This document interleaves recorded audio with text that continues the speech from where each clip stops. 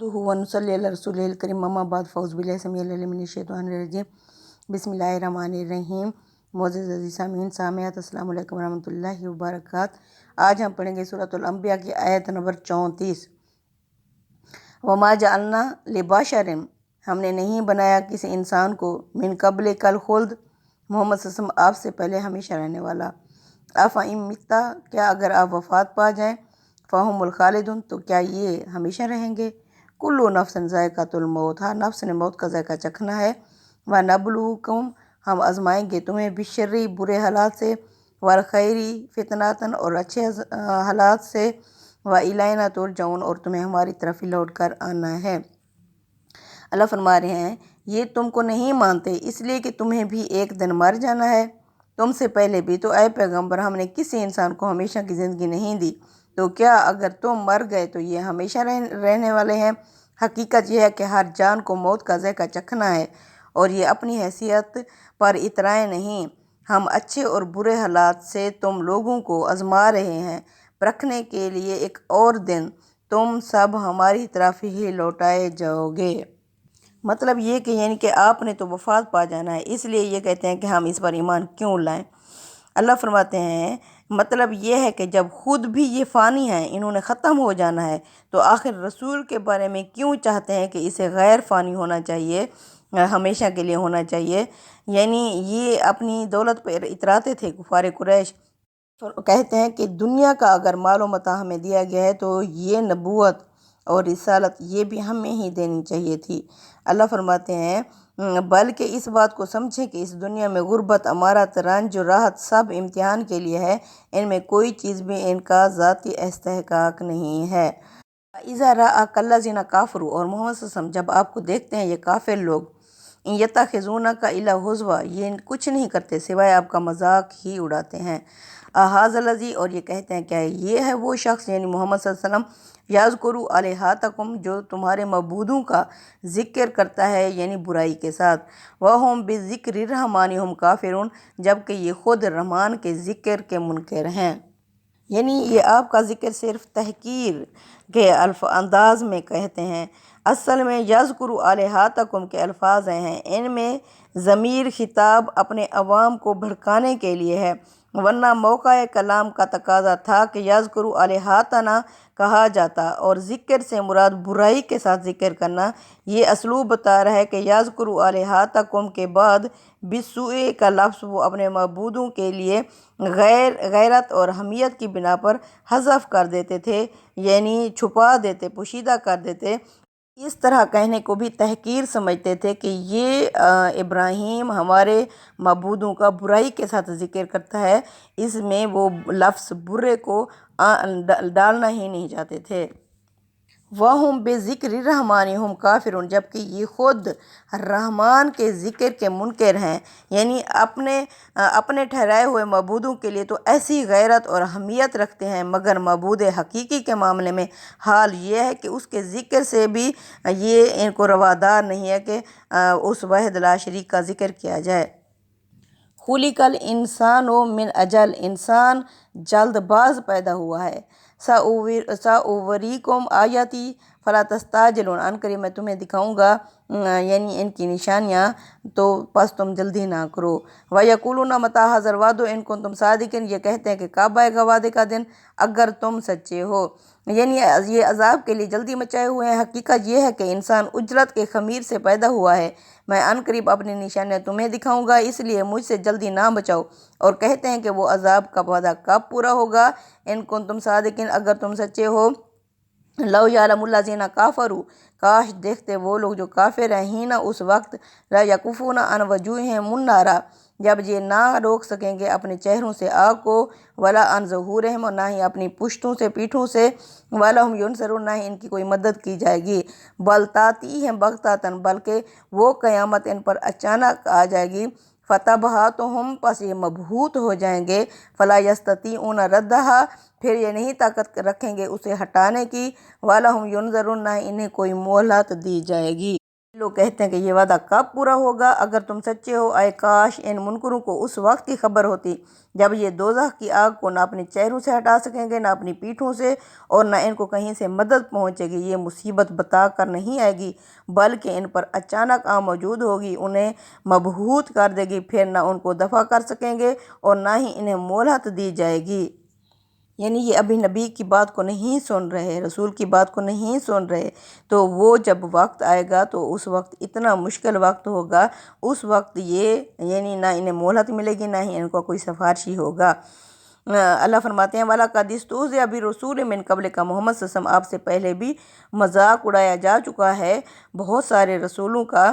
فَحَاقَ بِالَّذِينَ سَخِرُوا مِنْهُم، پس گھیر لیا انہیں اس چیز نے جس کا مَا كَانُوا بِهِ يَسْتَهْزِئُونَ، جس کا یہ مذاق اڑایا کرتے تھے۔ یعنی اللہ نے فرمایا محمد صلی اللہ علیہ وسلم یہ خالی آپ کے ساتھ ہی اس طرح نہیں ہو رہا، آپ سے پہلے بھی رسولوں کا اسی طرح مذاق اڑایا گیا ہے۔ پھر اسی چیز نے جس کا یہ کہتے کہ تھے لے آؤ عذاب، لے آؤ قیامت، تو اسی چیز نے ان کو پکڑ لیا۔ یعنی یہ ان کے اعراض اور استکبار کے اصل سبب سے پردہ اٹھایا ہے کہ عزت اور اقتدار، خوشحالی کی سرمستی میں یہ ایک مدت گزارنے کی وجہ سے یہ اپنے آپ کو بڑی چیز سمجھتے ہیں، اور ان کا یہی ظلم خدا کے پیغمبر سے ان کی بے پرواہی کا سبب بن گیا۔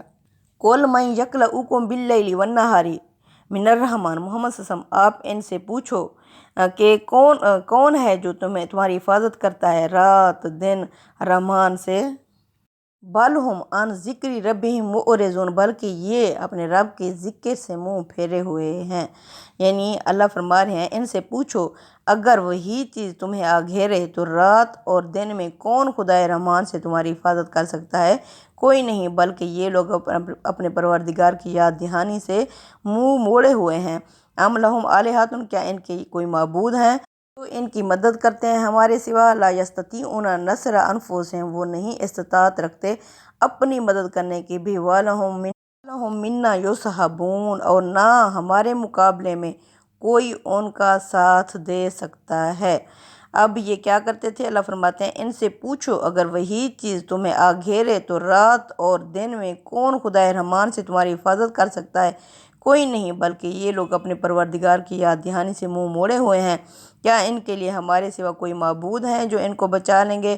ہرگز نہیں، اور نہ وہ خود اپنی مدد کر سکیں گے اور نہ ہمارے مقابلے میں کوئی ان کا ساتھ دے گا۔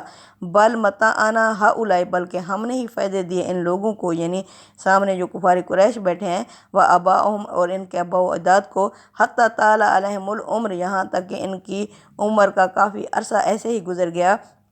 افلا یرون، کیا یہ نہیں دیکھتے ہیں، انا ناتی الارض ننقصها، کہ ہم سرزمین مکہ کو سکیڑتے جا رہے ہیں، من اطراف ہے، اس کے کناروں سے، افہم الغالبون، تو کیا یہ غالب آئیں گے؟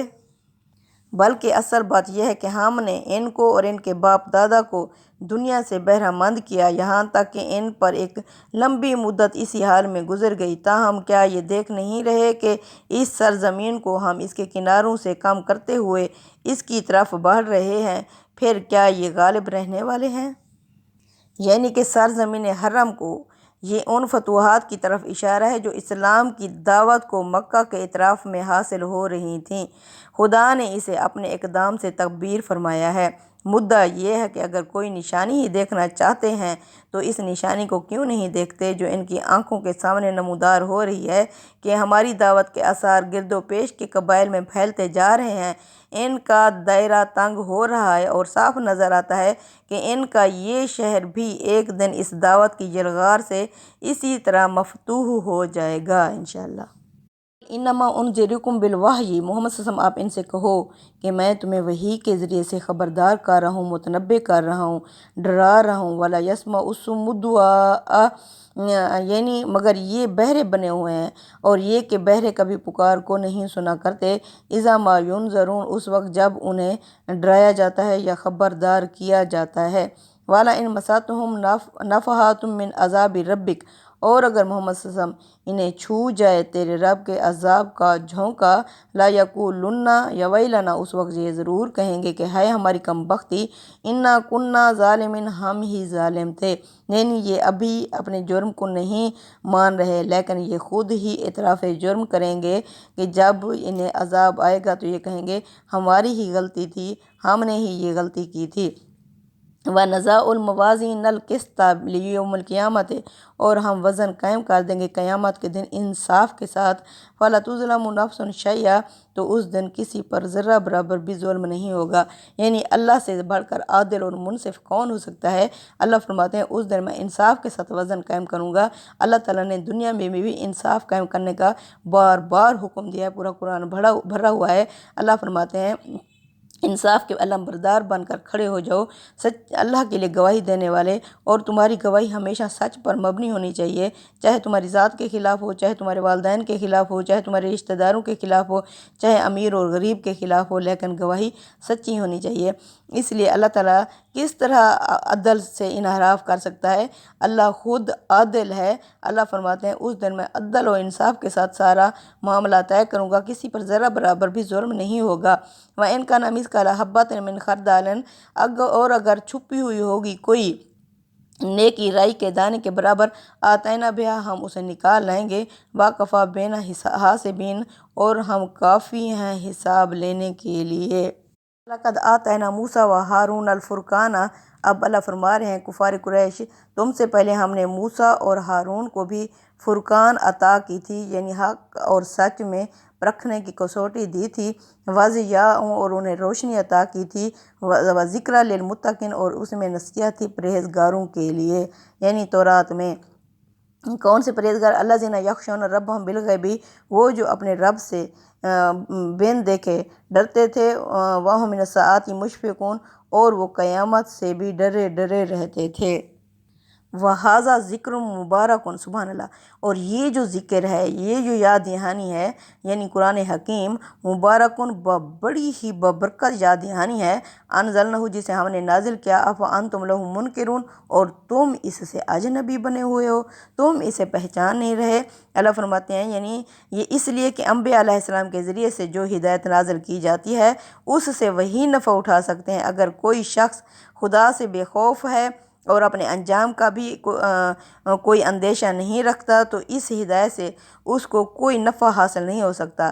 یہ نافع انہی کے لیے ہوتی ہے جو خدا اور آخرت کے بارے میں اپنی فطرت کے الہام کو سنتے اور سنجیدگی کے ساتھ اس پر غور کرتے ہیں۔ وَلَقَدْ آتَيْنَا إِبْرَاهِيمَ رُشْدَهُ، اور ہم نے اس سے پہلے ابراہیم علیہ السلام کو رشد یعنی ہدایت اور دانائی سمجھ بوجھ عطا کی، من قبل، اس سے پہلے، وَكُنَّا بِهِ عَالِمِينَ، اور ہم ہیں بہی اس کے بارے میں، یعنی ہم خوب جاننے والے تھے حضرت ابراہیم علیہ السلام کے بارے میں۔ اس سے پہلے ابراہیم کو بھی ہم نے اس کے شایان شان، اس کے حصے کی ہدایت عطا کی تھی، ہم اس کو خوب جانتے تھے۔ اذ قال لأبیہ وقومہ، اس وقت جب اس نے کہا تھا اپنے ابا سے اور اپنی قوم سے، ما ھذہ تماثیل، یہ کیسی مورتیاں ہیں، تماثیل اللاتی انتم لہا عاکفون، جس کے سامنے تم جھکے پڑے ہو، جھکے بیٹھے ہو۔ یعنی اس وقت جب اپنے باپ اور اپنی قوم کے لوگوں سے کہا یہ کیا مورتیاں ہیں جن پر تم لگے بیٹھے ہو۔ اس میں اصل لفظ رشدہ آیا ہے، اس کی اضافت سے اس کے اندر ایک خاص امتیاز کا مفہوم پیدا ہو گیا ہے، یعنی ابراہیم کو اللہ تعالیٰ کی طرف سے وہ ہدایت اور معرفت عطا ہوئی جو اس کے درجے اور مرتبے کے کسی شخص کو ملنی چاہیے تھی۔ مطلب یہ ہے کہ جو کچھ دیا تھا یوں ہی نہیں دیا تھا، اس کو خوب جانچ اور پرکھ کر اور اپنے اس علم کے مطابق دیا تھا جو ہم اس کے بارے میں رکھتے تھے۔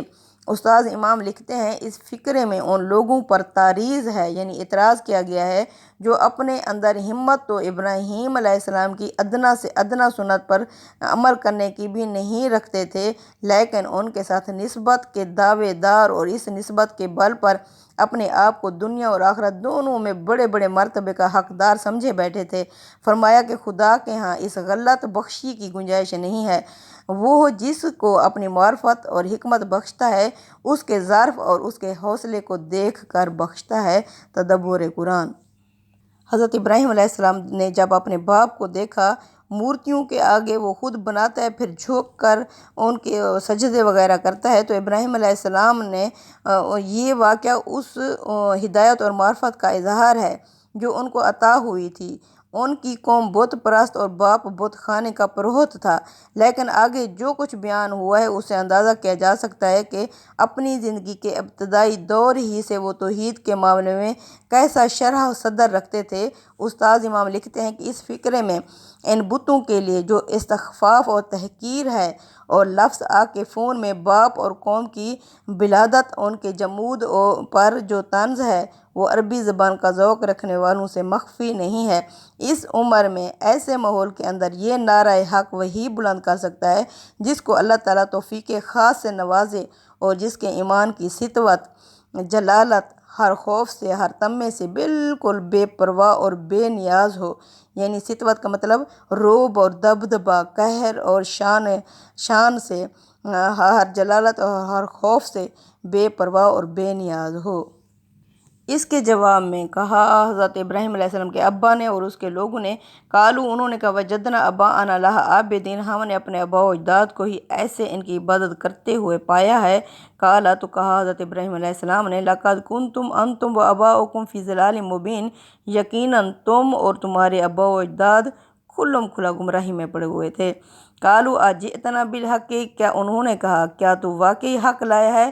ام انت من اللاعبین، یا ابراہیم تو ہم سے ہنسی مذاق یا کھیل تماشا کر رہا ہے؟ قالا بل ربکم رب السماوات والارض، کہا اس کے جواب میں حضرت ابراہیم علیہ السلام نے، بلکہ تمہارا رب تو وہ ہے جو رب ہے آسمانوں اور زمینوں کا، الذی فاطرہن، وہ ذات جس نے ان دونوں آسمانوں اور زمینوں کو پیدا کیا، وانا علی ذلک من الشاہدین، اور میں بھی اس بات پر گواہ ہوں کہ واقعی ان کا خالق اللہ ہے۔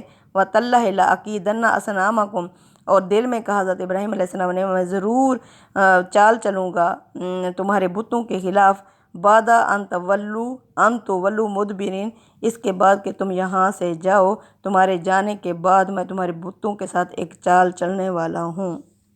یعنی انہیں حضرت ابراہیم علیہ السلام کی اس بات پر یقین نہیں آ رہا تھا کہ کوئی بندہ معبودوں کے خلاف اس طرح سوچ سمجھ کر بھی ایسی بات کر سکتا ہے۔ یعنی اس کا اعلان کر رہا ہوں، میں تمہیں بھی اس کی دعوت دیتا ہوں۔ آیت میں لفظ شہادت، دعوت اور اعلان کے معنی ہے۔ قرآن میں یہ لفظ اس معنی میں جگہ جگہ استعمال ہوا ہے۔ اس سے معلوم ہوا کہ ابراہیم علیہ السلام نے یہ دعوت بت خانے کے اندر کسی اجتماع کے موقع پر دی، اور اسی وقت ارادہ کر لیا کہ اب وہ عملاً بھی انہیں دکھا دیں گے کہ یہ بت کتنے بے حقیقت ہیں۔ اس کے لیے جو سکیم انہوں نے اپنے ذہن میں تیار کر رکھی تھی، اسی کو اس آیت میں لفظ قید سے تعبیر کیا۔ فَجَعَلَهُمْ جُذَاذًا، حضرت ابراہیم علیہ السلام نے انہیں ٹکڑے ٹکڑے کر دیا، الا کبیر اللہم لعلہم الیہ یرجعون، سوائے ان کے بڑے بت کے شاید وہ اس بڑے بت سے رجوع کریں۔ چنانچہ وہ چلے گئے تو ابراہیم نے ان سب کو ٹکڑے ٹکڑے کر ڈالا ان کے ایک بڑے کے سوا، تاکہ وہ اسی کی طرف رجوع کریں۔ یعنی اگر ان سے باز پرس کی جائے تو کہہ سکیں کہ اپنے اس بڑے سے پوچھ لو کہ اس نے یہ سب کیوں کیا ہے، اور ان کے پاس اس کے سوا کوئی چارہ نہ رہے کہ اسی کی طرف رجوع کریں یا اعتراف کر لیں کہ جن کو وہ خدا بنائے بیٹھے ہیں وہ اتنے بے بس ہیں کہ نہ وہ اپنے اوپر آئی ہوئی مصیبت کو دفع کر سکتے ہیں اور نہ یہ بتا سکتے ہیں کہ یہ مصیبت کس کے ہاتھوں سے آئی ہے۔ کہ حضرت ابراہیم علیہ السلام نے یہ طریقہ نہی عن المنکر کے تحت استعمال نہیں کیا، بلکہ اپنے ایک خاص طریقے پر یہ طریقہ اختیار کیا جس پر کوئی اعتراض نہیں کیا جا سکتا۔ انشاءاللہ آگے کل پڑھیں گے۔ صدق اللہ العظیم، تقبل منا انک انت السمیع العلیم وتب علینا انک انت التواب الرحیم، وصلی اللہ تعالی علی خیر خلقہ محمد وعلی آلہ وصحبہ اجمعین، آمین یا رب العالمین۔